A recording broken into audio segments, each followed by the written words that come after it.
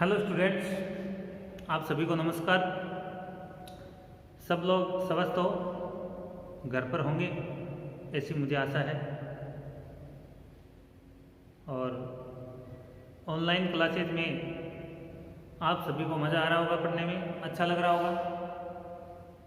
और अच्छा नहीं भी लग रहा है तो भी कोई बात नहीं, आप लोगों को पढ़ाई तो अपनी जारी रखना है, क्योंकि ये तो तय है कि एग्ज़ाम तो होने हैं। इस बार कोई प्रमोट वगैरह नहीं होगा, एग्ज़ाम निश्चित होगी, चाहे कॉलेज खुले या नहीं खुले।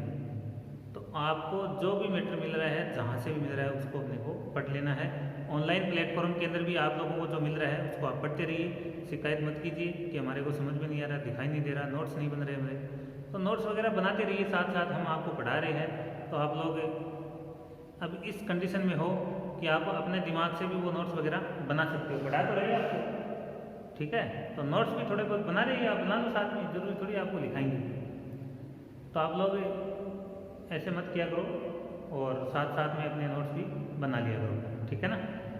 चलिए, अपन अपना जो चैप्टर चल रहा था अपवा तंत्र, इसमें सिंधु नदी अपवा तंत्र और गंगा नदी अपवा तंत्र अपन पढ़ चुके हैं।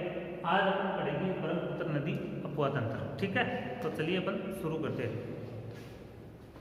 तो ब्रह्मपुत्र नदी जो है, सबसे पहली बात इसका उद्गम। तो माय डियर स्टूडेंट, इसका उद्गम होता है तिब्बत से। कहाँ से होता है? तिब्बत से होता है। और तिब्बत के अंदर पर्वत श्रेणी की बात करेंगे अपन तो नाम आएगा आपका कैलाश पर्वत श्रेणी। कैलाश पर्वत श्रेणी। इस कैलाश पर्वत श्रेणी के अंदर एक प्रसिद्ध झील है, मानसरोवर झील। इसको अपन कैलाश मानसरोवर झील बोलते हैं, कैलाश मानसरोवर झील, ठीक है? दोनों नदी के है। और इन्हीं के पास एक जगह है चेमा युंगडुंग, चेमा युंगडुंग ग्लेशियर। कौन सा ग्लेशियर है? चेमा युंगडुंग ग्लेशियर। देखो, चेमा युंगडुंग जो ग्लेशियर है, इस ग्लेशियर का नाम याद रखो आप। यहाँ से विश्व की प्रमुख नदियां निकलती है। एशिया की जो प्रमुख नदी है उसका उद्गम यहीं से होता है। जैसे मान लो सिंधु नदी का उद्गम इसी भाग से होता है, सतलज नदी का उद्गम यहीं से होता है, ब्रह्मपुत्र नदी का उद्गम यहीं से हो रहा है। साथ में चीन की जो प्रमुख नदी हांगहो नदी है, यांगत्से नदी है, इरावती नदी है, ठीक है, आदि ऐसी नदियां हैं। तो इन सभी नदियों का जो उद्गम है वो इसी ग्लेशियर से होता है। ये इसी ग्लेशियर के पास में कोई छोटे मोटे ग्लेशियर है, उन्हीं से माना गया है। तो जल का वितरण जो है वो यहाँ पर मुख्य रूप से होता है तिब्बत से, और आगे आगे चलता है, ये इन क्षेत्रों के अंदर चला जाता है। तो ध्यान रखना, तिब्बत में चेमा युंगडुंग ग्लेशियर से इसका उद्गम होता है, ठीक है? और यहाँ पर इसका जब उद्गम होता है तो उस समय जो है इस नदी को सांगपो नदी के नाम से जाना जाता है। सांगपो नदी, सांगपो नदी, सांगपो जो नदी है वो तिब्बत में कहा जाता है ब्रह्मपुत्र नदी को। और सांगपो का शाब्दिक अर्थ क्या है? शोधक। सांगपो का शाब्दिक अर्थ क्या होता है? शोधक, मतलब शुद्ध करने वाली नदी। जैसे अपन गंगा नदी को सबसे शुद्ध नदी मानते हैं भारत के अंदर, तो इसी प्रकार जिस प्रकार से गंगा नदी शुद्ध नदी है, इसी प्रकार तिब्बत के जो लोग हैं वो ब्रह्मपुत्र नदी को सबसे शुद्ध नदी है वो मानते हैं, ठीक है? तो सांगपो नदी का शाब्दिक अर्थ क्या हो गया? शोधक नदी, ठीक है? विश्व की सबसे लंबी नदियों में से ये भी आती है। विश्व की सबसे लंबी नदियों में से, सबसे लंबी नदियों में एक नाम ब्रह्मपुत्र का भी आता है। ब्रह्मपुत्र नदी में विश्व की सबसे लंबी नदी कौन सी है? नील नदी। दूसरी सबसे लंबी नदी कौन सी है? अमेजन नदी। उसमें एशिया की सबसे लंबी नदी कौन सी है? तो यांगत्से जो है एशिया की सबसे लंबी नदी है। तो ब्रह्मपुत्र नदी जो है, ये ब्रह्मपुत्र नदी भारत की वैसे सबसे लंबी नदी है, लेकिन इसकी जो कुल लंबाई है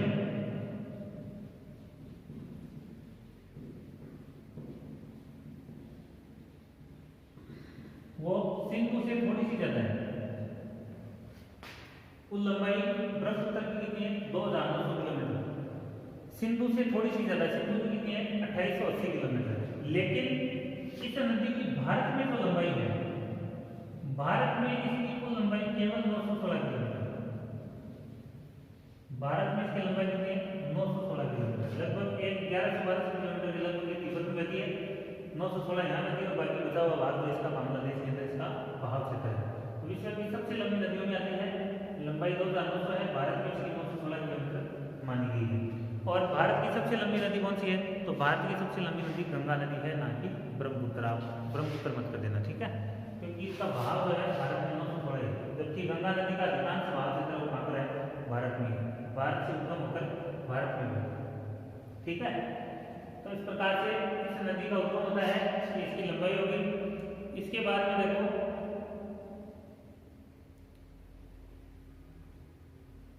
ये भारत में प्रवेश कहां से करती है? तो भारत में जो प्रवेश है, भारत में प्रवेश, तो भारत में प्रवेश करती है अरुणाचल प्रदेश से। अरुणाचल प्रदेश से, ठीक है, अरुणाचल प्रदेश से भारत में प्रवेश करती है। और यहाँ पर एक पर्वत है नामचा बरवा, नामचा बरवा। ये नामचा बरवा जो पर्वत है, ये नामचा बरवा पर्वत है, पूर्वी एशिया की सबसे ऊंची चोटी है नामचा बरवा पर्वत। इस नामचा बरवा पर्वत में एक गोर्ज का निर्माण करके, क्या बनाती है? गोर्ज, गोर्ज बनाकर और अरुणाचल प्रदेश से भारत के नदी प्रवेश करती है।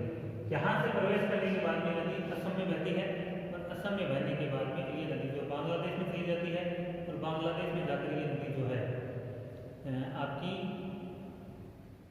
बंगाल की खाड़ी के अंदर गिर जाती है, ठीक है। तो इस प्रकार से इसका बहाव असम, असम के बाद में बांग्लादेश में। अब आपको ध्यान क्या रखना है, देखो इसके नाम अलग अलग है। जैसे इसको सांगपो नदी कहाँ का आता है? तिब्बत के अंदर। फिर अरुणाचल प्रदेश में जो है इसका नाम क्या हो गया? इसका नाम हो गया दिहांग नदी। अरुणाचल प्रदेश में क्या नाम हो गया इसका? दिहांग नदी। असम में आने के बाद में इसका क्या नाम हो गया? तो आप लोग बताओगे ब्रह्मपुत्र नदी। और बांग्लादेश में प्रवेश करने के बाद में इसका नाम हो गया जमुना नदी, जमुना नदी। और जमुना प्लस मेघना, सॉरी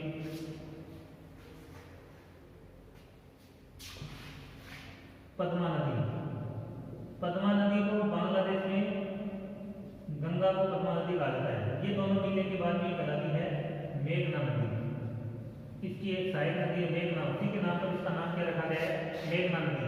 और अंत में ये नदी जो है सुंदरवन का डेल्टा बनाती है, सुंदरवन का डेल्टा, जो विश्व का सबसे बड़ा नदी डेल्टा है। ये सुंदरवन का डेल्टा बनाने के बाद में ये नदी बंगाल की खाड़ी में गिर जाती है, बंगाल की खाड़ी में गिर जाती है, ठीक है। तो ये तो इसकी बेसिक बातें होगी। अब अपन मैपिंग के माध्यम से पढ़ेंगे कि किस प्रकार से इस नदी का उद्गम होता है, और यहाँ से उद्गम होने के बाद में कौन कौन सी इसकी सहायक नदी है और कौन कौन सी इसकी विशेषताएं हैं। आप लोग मेरे साथ साथ इनको अपनी कॉपी के अंदर नोट कर लीजिए, फिर आप नोट्स बना लेंगे, ठीक है।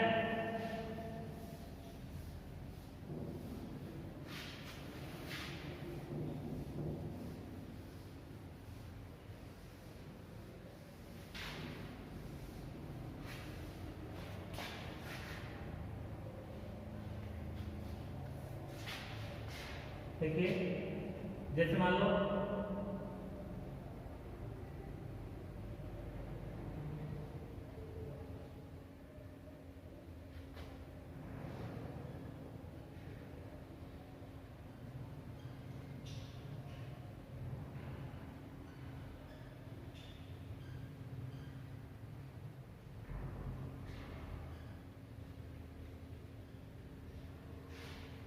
ये अपन एक बार पूर्वोत्तर भारत का मानचित्र बना लेते हैं, तो किस प्रकार से नदी बहती है।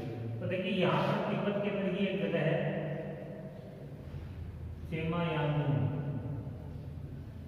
चेमायांगडुंग ग्लेशियर, चेमायांगुन ग्लेशियर या चेमायांगुन हिमनद भी बोलते हैं। इसी के पास में एक छोटा ग्लेशियर होता है उसको बोलते हैं अंगासी, अंगासी ग्लेशियर। अगर मान लो बहुत गहराई में जाना आपको और पूछ ले भाई अंगासी ग्लेशियर से कौन सी नदी का उत्पन्न होता है, तो अंगासी ग्लेशियर से ही ब्रह्मपुत्र नदी का उत्पन्न माना गया है। यहाँ से एक नदी निकलती है सिंधु नदी, एक निकलती है सतलुज नदी, और यहाँ से निकलती है आपकी कौन सी, ब्रह्मपुत्र नदी। ठीक है, चेमायांगुन से निकलती है, यहाँ पर इसका क्या नाम है, सांगपो नदी, सांगपो नदी। इस प्रकार से बहने के बाद में अरुणाचल प्रदेश के अंदर प्रवेश करती है। यहाँ पर तो ये यहाँ पर एक गहरे गोल्ड का निर्माण करती है। पर्वत का नाम है नामचा बरुआ। ठीक है, नामचा बरुआ पर्वत के अंदर गोल्ड बनाकर ये नदी अरुणाचल प्रदेश में प्रवेश करती है। फिर यहाँ पर जैसे असम का भाग आ गया तो असम के अंदर जगह का नाम है सादिया। ये सादिया नाम के स्थान पर असम में प्रवेश करती है और इस प्रकार से बहने के बाद में ये नदी जो है बांग्लादेश में जाती है और यहाँ पर सुंदरबन का डेल्टा बनाती है। तो सादिया जो है, अब खासियत क्या होगी, ये मैदान में प्रवेश कहाँ से करती है, मैदानों में प्रवेश। तो मैदानों में जो प्रवेश है इसका वो है आपका सादिया से। ठीक है, मैदानों में प्रवेश कहाँ से होगा इसका, सादिया से। सादिया से प्रवेश करती है और प्रवेश करने के बाद में इस प्रकार से नदी आगे बढ़ जाती है और यहाँ दुबरी, एक जगह का नाम है दुबरी, ध्यान रखिए दो नाम, दुबरी। ठीक है, सादिया से दुबरी दो नाम है। तो भारत का राष्ट्रीय जलमार्ग संख्या 2 बहुत इंपॉर्टेंट है। भारत का राष्ट्रीय जलमार्ग संख्या 2 कौन सी नदी पर है, तो नदी का नाम है ब्रह्मपुत्र और जगह का नाम आ जाएगा सादिया से दुबरी के बीच। सादिया से दुबरी के बीच में जो है यह जलमार्ग संख्या 2 स्थित है। मतलब नौकायान भी योग्य है और विभिन्न प्रकार की नावों के माध्यम से यहाँ पर आवागमन इसमें होता है। चौड़ाई भी ज़्यादा इसकी, नदी की गहराई भी ज़्यादा है, इसलिए सादिया से दुबरी के बीच में ये भारत का राष्ट्रीय जलमार्ग संख्या 2 है। और इसी राष्ट्रीय जलमार्ग संख्या 2 पर एक द्वीप है, बड़ा सा द्वीप है। इस द्वीप को कहते हैं माजुली द्वीप। कौन सा द्वीप है भाई, माजुली द्वीप। ठीक है, माजुली द्वीप जो है विश्व का सबसे बड़ा नदी द्वीप है माजुली द्वीप। ठीक है, माजुली द्वीप, और माजुली द्वीप के बाद में ये नदी जो है इस प्रकार से बांग्लादेश में जाएगी और यहाँ पर इसके अंदर आकर ये पद्मा मिलती है, पद्मा, ये जमुना, और यहाँ से एक नदी जो है मिलती है मेघना, ये लास्ट में मिलती मेघना नदी, मेघना नदी, और अंत में ये बनाती है आपका सुंदरबन, सुंदरबन का। ठीक है, तो इस प्रकार से इस नदी का ये पूरा बहाव चलता है। सांगपो नदी, दिहान नदी, ब्रह्मपुत्र नदी, जमुना और मेघना इसके अन्य नाम हैं। तो ये आप लोगों को समझ में आया होगा, उम्मीद है। अब देखो इसकी जो प्रमुख सहायक नदियां हैं इनको अपन पढ़ेंगे, तो मैं इसको मानचित्र में मिटा देता हूँ।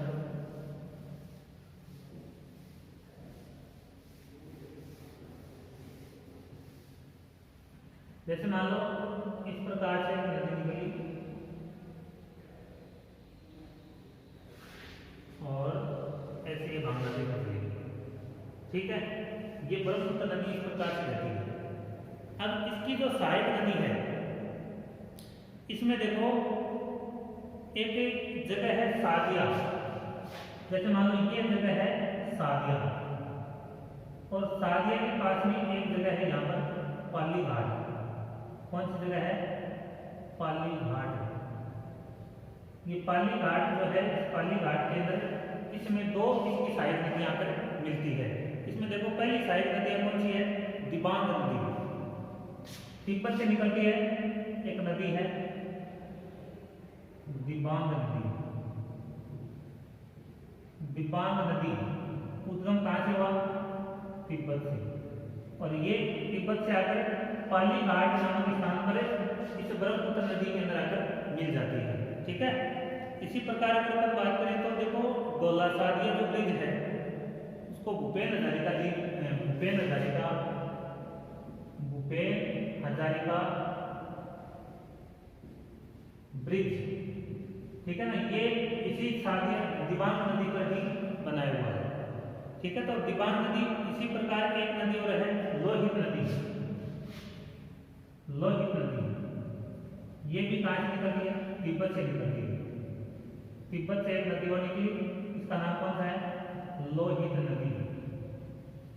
ये लोहित नदी भी आकर पाली घाट में ही आकर ब्रह्मपुत्र नदी के अंदर मिल जाती है। ठीक है, तो दो नदियां की ये आ गई आपकी इधर बाएं भाग से आकर मिल रही है इसके अंदर। और इसी प्रकार और देखें अपन तो नीचे वाली साइड से पहले अपन कर्म से देख लेते हैं अपन। तो कर्म से देखेंगे तो एक नदी है सुबनसिरी नदी, इसकी प्रमुख सहायक नदी है सुबनसिरी नदी। इस प्रकार से एक नदी है, इस नदी का नाम है सुबनसिरी नदी। सुबनसिरी नदी जो है इसका उद्गम कहाँ से हुआ? तिब्बत से हुआ। और ये जो है एक जगह का नाम है लखीमपुर। इस लखीमपुर के अंदर आकर सुबनसिरी नदी जो है वो ब्रह्मपुत्र नदी के अंदर मिल जाती है। ठीक है, लखीमपुर के अंदर आकर इसमें मिल जाती है। इसी प्रकार दूसरी इसकी एक साइड, ये देखो इसकी खासियत क्या है? यह है ब्रह्मपुत्र की सबसे लंबी सहायक नदी है। ब्रह्मपुत्र की सबसे लंबी सहायक नदी कौन सी है? सुबनसिरी नदी। तिब्बत से निकली और असम के अंदर लखीमपुर नामक स्थान में ब्रह्मपुत्र नदी के अंदर आकर मिल जाती है। ठीक है, दूसरी है इसकी कामेंग नदी। कौन सी नदी है? इधर से निकली है कामेंग नदी। ये है आपकी कामेंग नदी। ये निकली तवांग नामक स्थान से, तवांग तिब्बत से निकली और तेजपुर के पास, ये तेजपुर एक बिहार में भी है, असम में भी है। तो तेजपुर के पास आकर ये कामेंग नदी जो है ब्रह्मपुत्र नदी के अंदर मिल जाती है। एक थोड़ा सा और ध्यान रखना है, एक भारत का एक प्रसिद्ध राष्ट्रीय उद्यान है काजीरंगा राष्ट्रीय उद्यान।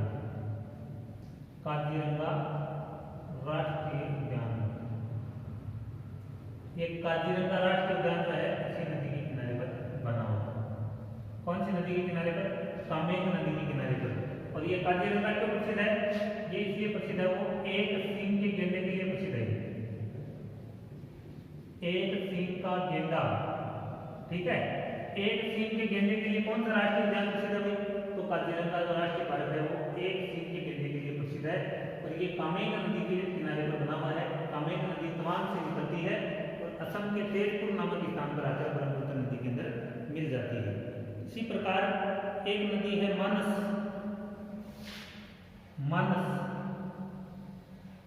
नदी का नाम है मानस और निकलती कहाँ से है? भूटान से निकलती है। और मानस नदी जो है वो भी आकर असम के अंदर ब्रह्मपुत्र नदी के अंदर मिल जाती है। ठीक है, इसी तेजपुर के आसपास वाले भाग में, तेजपुर से थोड़ा आगे जो है मानस नदी मिलती है। मानस नदी पर भी एक राष्ट्रीय पार्क है, इसका नाम है मानस राष्ट्रीय पार्क।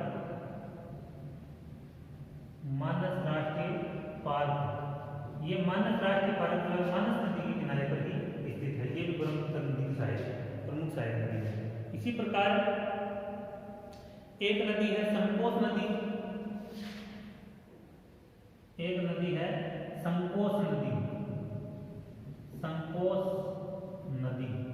ये भी निकलती है आपकी तिब्बत से निकलती है और डोगरी नामक स्थान पर इसमें मिल जाती है। डोगरी नामक स्थान पर आकर ब्रह्मपुत्र नदी के अंदर मिल जाती है। ठीक है, इसी प्रकार एक नदी है तीस्ता नदी। ये देखो सिक्किम के अंदर, सिक्किम वाला भाग है, यहाँ से एक झील है नीतामू झील, या इसको चोलामू झील भी कहा जाता है। ये भारत की सबसे ऊंची इस झील से नदी निकली और नदी का नाम है तीस्ता नदी। तीस्ता नदी सिक्किम से निकलती है और तीस्ता नदी जो है बांग्लादेश में जाकर इस ब्रह्मपुत्र नदी के अंदर मिल जाती है। अब देखो थोड़ा सा आपको ध्यान रखना है, तीस्ता नदी की खासियत क्या है। ये तीस्ता पहले गंगा की सहायक नदी थी, ठीक है। तीस्ता नदी पहले गंगा की सहायक नदी थी, लेकिन 1787 के बाद 1787 के बाद में ब्रह्मपुत्र की सहायक हो गई, ठीक है। ब्रह्मपुत्र की क्यों ऐसा, क्योंकि मार्ग परिवर्तन हो गया इसका, और मार्ग परिवर्तन होने के कारण जो गंगा नदी है, इस गंगा नदी में ना जाकर ये बांग्लादेश में ब्रह्मपुत्र के अंदर मिल जाती है। दूसरी बात, तीस्ता नदी के जल को लेकर विवाद भी है, किसके बीच में, भारत और बांग्लादेश के बीच में जल के बंटवारे को लेकर इन दोनों देशों के बीच में विवाद भी चल रहा है, ठीक है। तो इस प्रकार ये तीस्ता नदी होगी इसकी सहायक नदी। तीस्ता के अलावा इसकी सहायक नदी है धनसिरी। ये धनसिरी नदी जो है वो नागालैंड से निकलती है। इस प्रकार एक नदी है, इसको बोलते हैं धनसिरी नदी। ये निकलती है नागालैंड से। धनसिरी नदी जो है नागालैंड से निकलती है और नागालैंड के अंदर पहाड़ियों का नाम है लिसांग की पहाड़ियाँ। लिसांग पहाड़ियाँ। इन लिसांग पहाड़ियों से ये नदी निकलकर इसी तेजपुर वाले रास्ते के अंदर जाकर ये ब्रह्मपुत्र नदी के अंदर मिल जाती है, ठीक है। लखीमपुर और तेजपुर दोनों के बीच में मिल जाती है। इसी प्रकार एक नदी और भी मेघना नदी, ठीक है। इसका उद्गम होता है मणिपुर से एक नदी निकलती और इस प्रकार बांग्लादेश में जाकर मिलती है। मणिपुर से निकलती है, इसका मणिपुर में नाम होता है बराक नदी। मणिपुर में क्या कहते हैं इसको, बराक नदी। और बाद में जो बांग्लादेश में जाती है तो बांग्लादेश में इसका नाम क्या हो गया, सूरमा नदी। कौन सी नदी, सूरमा नदी। और आकर इस नदी के अंदर मिलती ब्रह्मपुत्र में नदी कौन सी हो गई, मेघना नदी, ठीक है। तीन नाम हो गए देखो, उद्गम बराक नदी का मणिपुर से हुआ, फिर बांग्लादेश में इसका सूरमा नाम, और ब्रह्मपुत्र में मिलने के बाद इसका क्या हुआ, मेघना नाम। और इसी प्रकार एक नदी इसकी सहायक नदी है पद्मा नदी। इसको गंगा कहते हैं। इस प्रकार से ये इसकी प्रमुख सहायक नदियां है, ठीक है। और मेरे हिसाब से इसमें आगे होगी और छोटी मोटी कोई सहायक नदी है तो वो आप लोग किसी किताब से देख लेना। तो माय डियर स्टूडेंट, आप लोगों को ब्रह्मपुत्र नदी और उसकी सहायक नदियाँ जो है वो समझ में आ गई होंगी, ठीक है। तो आज की वीडियो में इतना ही, तब तक के लिए धन्यवाद। आपका दिन शुभ हो। अगले वीडियो के अंदर जो बाकी दक्षिण भारत की जो नदियाँ हैं उसको अपन विस्तृत रूप से पढ़ेंगे। धन्यवाद।